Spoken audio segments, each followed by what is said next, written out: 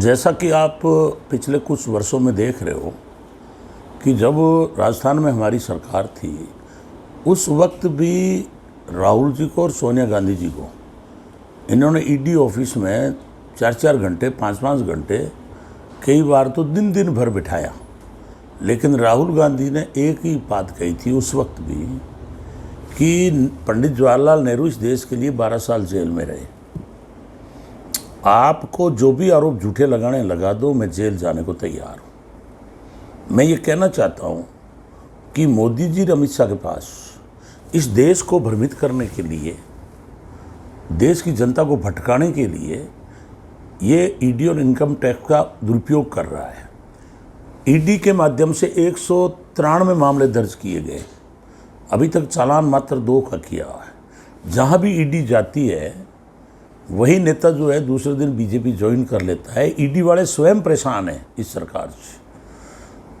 इसलिए राहुल गांधी और सोनिया गांधी जैसा इन्होंने अभी चार्जशीट दाखिल की है, क्योंकि जो हेराल्ड है, नेशनल हेराल्ड, ये पंडित जवाहरलाल नेहरू ने 1938 के अंदर अखबार शुरू किया। यही मात्र अखबार था जो अंग्रेज़ों के विरुद्ध में लिखने का काम करता था। आप हिम्मत देखिए कि गुलाम भारत के अंदर 1938 के अंदर नेहरू जी ने अखबार निकाल के ये साबित कर दिया था कि मैं अंग्रेज़ों के विरुद्ध बहुत सख्ती से लड़ रहा हूँ। फिर अंग्रेज़ों ने उस पर बैन कर दिया। चूँकि आज़ादी से जुड़ा हुआ अखबार था, आज़ादी की लड़ाई लड़ा हुआ अखबार था, तो कांग्रेस ने अभी इसको 90 करोड़ रुपए लोन दे करके नो लॉस नो प्रॉफिट में काम किया, और ताकि बिजली के बिल भर जाए, इनका बकाया भर जाए, इनकी तनख्वाह पूरी हो जाए। इसके अंदर किसी तरह का घपला नहीं है।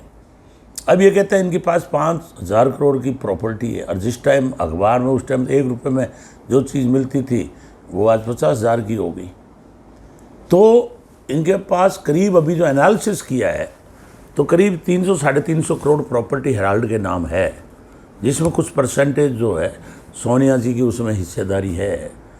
तो क्योंकि इनको सब पता है कि कांग्रेस के अंदर जो आत्मा है वो है इंदिरा जी का परिवार, चाहे राहुल गांधी जी हो, चाहे सोनिया जी हो, चाहे प्रियंका जी हो। आप जानते हैं कि सोनिया जी को प्रधानमंत्री बनना था तो फिर मनमोहन सिंह जी को 10 साल क्यों रखा?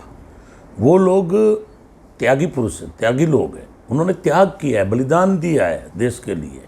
इंदिरा जी की शहादत हो गई, राजीव गांधी जी की शहादत हो गई, और आज राहुल गांधी पर इन्होंने झूठे 40 मुकदमे बना दिए हैं। इसलिए हम चेतावनी देना चाहते हैं भजनलाल जी और प्रधानमंत्री मोदी और अमित शाह जी को कि आप कुछ भी कर लो, ये कांग्रेस पार्टी वो है जो पहले लड़ी थी गोरों से, अब लड़ेगी बीजेपी के चोरों से। क्योंकि ये जो आरएसएस का इतिहास है, आप जानते हैं कि महात्मा गांधी को 1948 में गोली मारने वाला नाथूराम गोडसे थे, और अब इनको पता है कि छोटी छोटी पार्टियां हमने ख़त्म कर दी, और किसी तरह से जो है आए दिन ईडी और इनकम टैक्स के छापे राहुल गांधी और सोनिया गांधी पे मारकर, और ये साबित करना चाहते हैं कि कैसे ये लोग भयभीत हो जाए और ये कांग्रेस के लिए बोले नहीं और हमारे विरुद्ध बोले नहीं। उनका मकसद ये है, क्यों कि पूरे देश के अंदर महंगाई बढ़ गई, बेरोजगारी बढ़ गई, देश पूरा बेच रहे, सारी संवैधानिक संस्थाएं बेच दी, बैंक इन्होंने दिवालिये कर दिए। अभी दक्षिणी एशिया के अंदर अभी बोफर्स का वो आया है, फोबर्स का निर्णय कि सबसे भ्रष्ट सरकार है वो भारत की सरकार है। भूखमरी में हम 1 नंबर पे आ गए। बेरोजगारी में हालत हमारी ये होगी मीडियम वर्ग की कि जो 200 साल पहले हालत थी आज वो हमारी हालत हो गई है। इसलिए इनको कोई परवाह नहीं है, इनको तो हिंदू मुसलमान करना, जबकि ऐसा नहीं है कि ये मुसलमान को कुछ, क्योंकि मुसलमान यहाँ 30 करोड़ है, क्या कर लेंगे? ये देश का संविधान है, सबको बराबर का अधिकार है। लेकिन इनको आप देख रहे हो कि जब इन्होंने 370 हटाई थी तो इन्होंने कहा था आतंकवाद खत्म हो जाएगा। आज भी वही आतंकवाद जारी है। 3 आतंकवादी मरते हैं और 5 कश्मीर के लोग मर जाते हैं, मिलिट्री वाले मर जाते हैं, आज भी जारी है। इन्होंने नोटबंदी में कहा था कि आतंकवादी पनप रहे हैं, लेकिन आप देख लो कि ये पहला है देश जिसके अंदर 1500 का नोट बंद करके 2000 का चालू किया और 7 साल के बाद में बंद कर दिया। तो कुल मिला के ये है कि ये हिटलर की चाल पे चल रहे हैं, तानाशाह है, क्योंकि ये धर्म के नाम पर पूरे देश को इन्होंने प्रदूषित कर दिया, जो कि यहाँ का संविधान अलाउ नहीं करता। ये डॉक्टर अंबेडकर साहब जो भारत रत्न थे, विश्व में 6ठे नंबर के विद्वान थे, उन्होंने बड़ा सोच समझ करके भारत का संविधान बनाया था। आज विश्व में सबसे बड़ा संविधान है ये।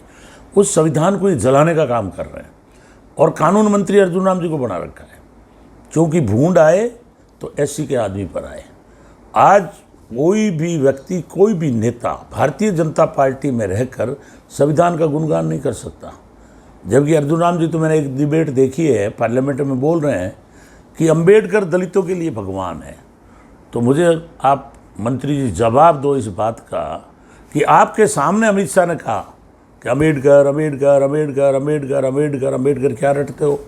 इतना तो अगर आप भगवान का नाम लोगे तो स्वर्ग मिल जाएगा। अरे इस भारतीयों के लिए तो स्वर्ग अम्बेडकर था, जिसने इस देश को संविधान दिया, बराबरी का दर्जा दिया।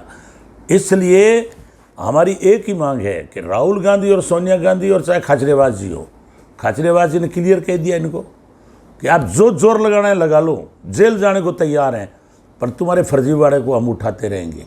उसी प्रकार आज कांग्रेस का प्रत्येक नेता और सिपाही, हम बिल्कुल इनसे लड़ने के लिए तैयार है, चाहे ये जेल में भेजे, चाहे मुकदमे करें, हम लोग लड़ेंगे।